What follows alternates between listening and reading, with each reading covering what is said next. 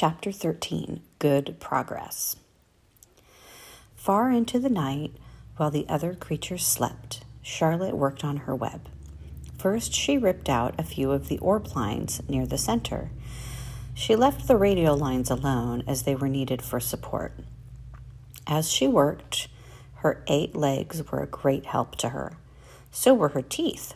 She loved to weave, and she was an expert at it. When she was finished ripping things out, her web looked something like this.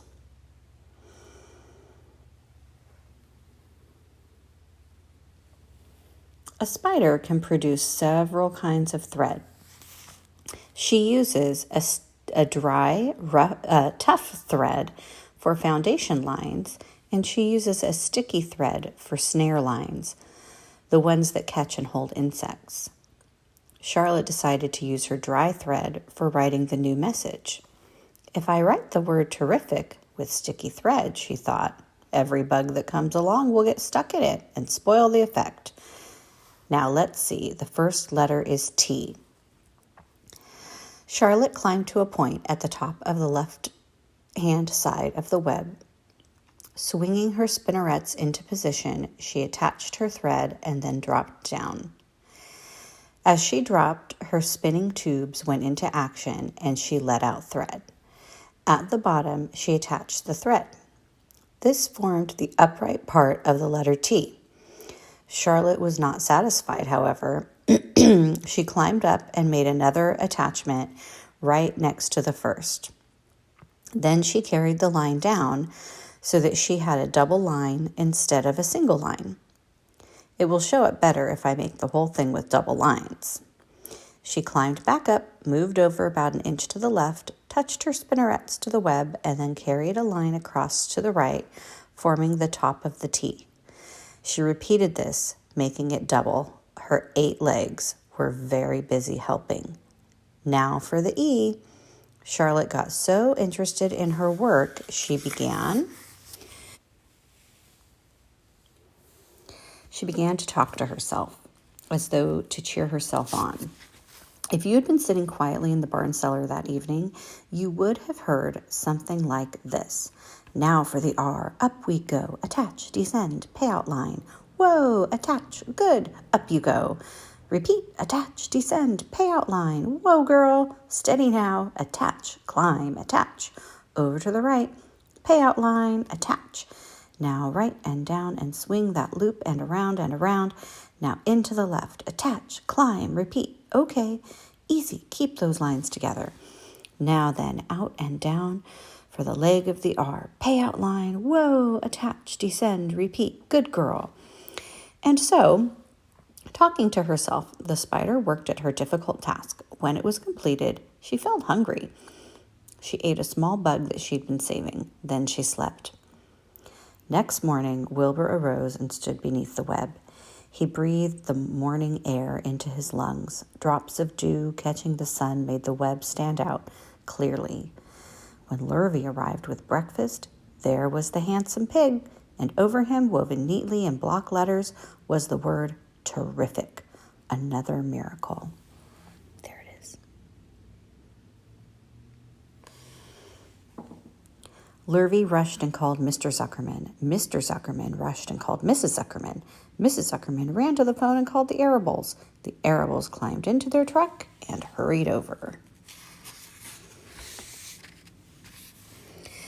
Everybody stood at the pig pen and stared at the web and read the word over and over, while Wilbur, who really felt terrific, stood quietly, swelling out his chest and swinging his snout from side to side. Terrific, breathed Zuckerman in joyful admiration. Edith, you better phone the reporter on the Weekly Chronicle and tell him what has happened. He will want to know about this. He may want to bring a photographer. There isn't a pig in the whole state that is as terrific as our pig. The news spread. People who had journeyed to see Wilbur when he was some pig came back again to see him now that he was terrific. That afternoon, when Mr. Zuckerman went to milk the cows and clean out the tie-ups, he was still thinking about what a wondrous pig he owned. Lurvy, he called, there is to be no more cow manure thrown down into that pig pen. I have a terrific pig. I want that pig to have clean, bright straw every day for his bedding. Understand?" "Yes, sir," said Lurvy. "Furthermore," said Mr. Zuckerman, "I want you to start building a crate for Wilbur. I have decided to take the pig to the county fair on September 6th. Make the crate large and paint it green with gold letters." "What will the letters say?" asked Lurvy. "They should say, Zuckerman's Famous Pig." Lurvy picked up a pitchfork and walked away to get some clean straw. Having such an important pig was going to mean plenty of extra work. He could see that. Below the apple orchard at the end of the path was the dump where Mr. Zuckerman threw all sorts of trash and stuff that nobody wanted anymore. Here in a small clearing, hidden by young alders and wild raspberry bushes, was an astonishing pile of old bottles and empty tin cans and dirty rags and bits of metal and broken bottles and broken hinges and broken springs and dead batteries and last month's magazines and old discarded dish mops and tattered overalls and rusty spikes and leaky pails and forgotten stoppers and useless junk of all kinds, including a wrong-size crank for a broken ice cream freezer. Templeton knew the dump and liked it. There were good hiding places there, excellent cover for a rat. And there was usually a tin can with food still clinging to the inside. Templeton was down there now, rummaging around.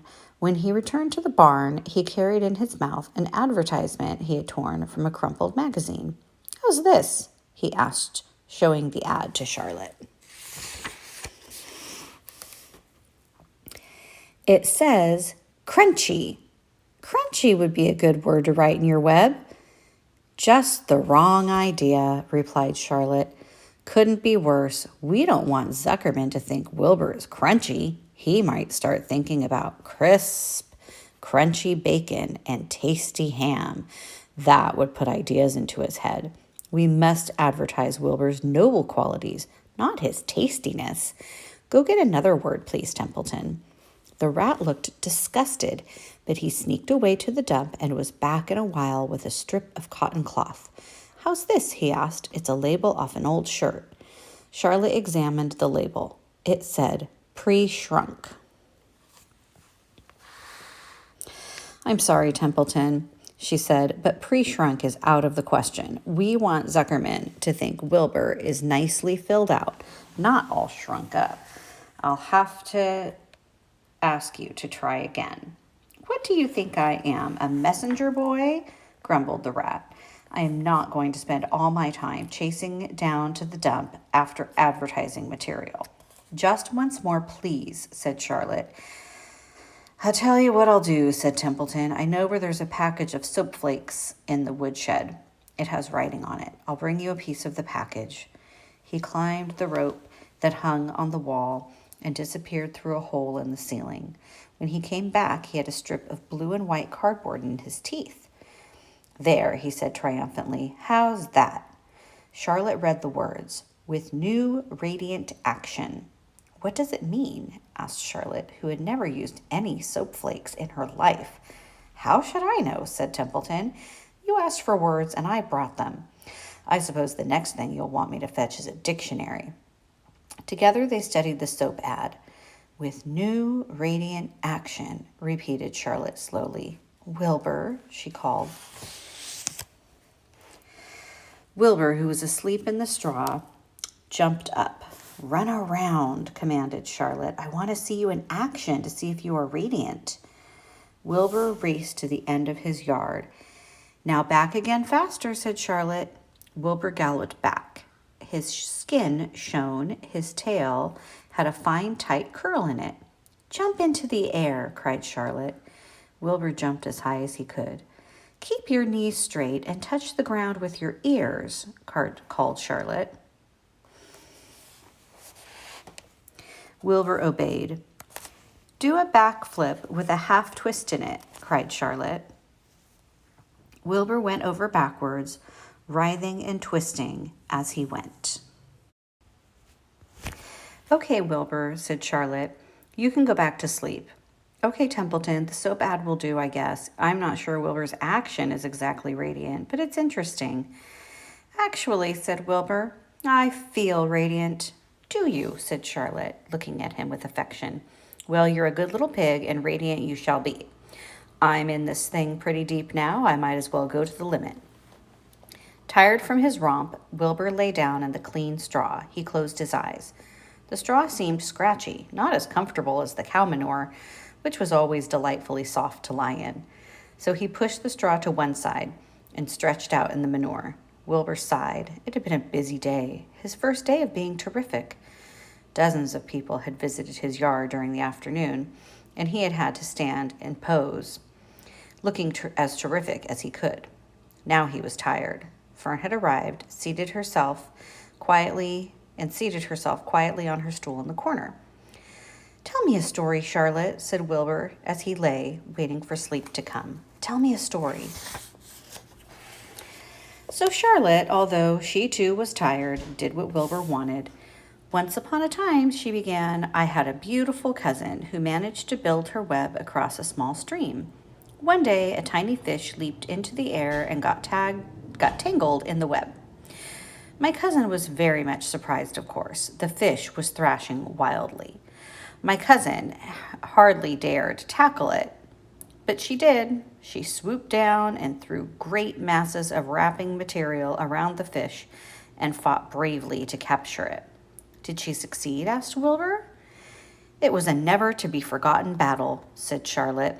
There was the fish caught only by one fin, and its tail wildly thrashing and shining in the sun. There was the web sagging dangerously under the weight of the fish. How much did the fish weigh? Asked Wilbur eagerly. I don't know, said Charlotte. There was my cousin, slipping in, dodging out, beaten mercilessly over the head by the wildly thrashing fish, dancing in, dancing out, throwing her threads and fighting hard. First she threw a left around the tail. The fish lashed back. Then a left to the tail and a right to the midsection. The fish lashed back. Then she dodged to one side and threw a right and another right to the fin. Then a hard left to the head while the web swayed and stretched. Then what happened? Asked Wilbur. Nothing, said Charlotte. The fish lost the fight. My cousin wrapped it up so tight it couldn't budge. Then what happened? Asked Wilbur. Nothing, said Charlotte. My cousin kept the fish for a while, and then, when she got good and ready, she ate it. Tell me another story, begged Wilbur. So Charlotte told him about another cousin of hers who was an aeronaut. What is an aeronaut? Asked Wilbur. A balloonist, said Charlotte. My cousin used to stand on her head and let out enough thread to form a balloon. Then she'd let go and be lifted into the air and carried upward on the warm wind. Is that true? Asked Wilbur, or are you just making it up? It's true, replied Charlotte. I have some very remarkable cousins. And now, Wilbur, it's time you went to sleep. Sing something, begged Wilbur, closing his eyes. So Charlotte sang a lullaby while crickets chirped in the grass and the barn grew dark. This was the song she sang. Sleep, sleep, my love, my only, deep, deep in the dung and the dark. Be not afraid and be not lonely.